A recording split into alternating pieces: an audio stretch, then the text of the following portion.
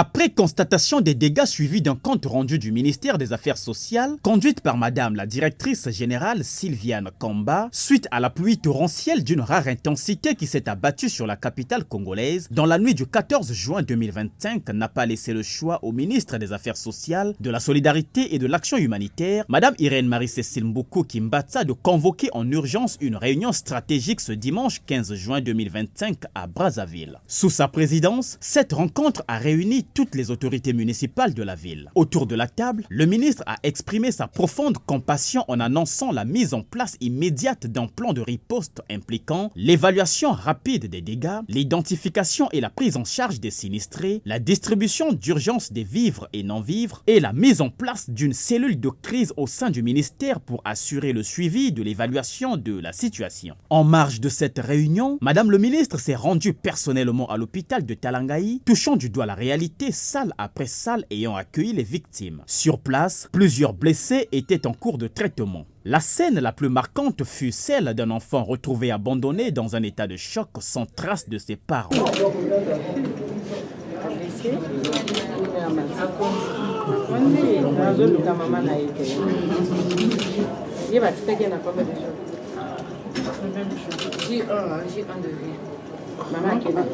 Autre drame poignant, une mère effondrée à la recherche de son enfant porté disparu, enfoui sous les décombres depuis la nuit de la catastrophe. Les secours sont encore à pied d'œuvre de tenter de localiser le corps.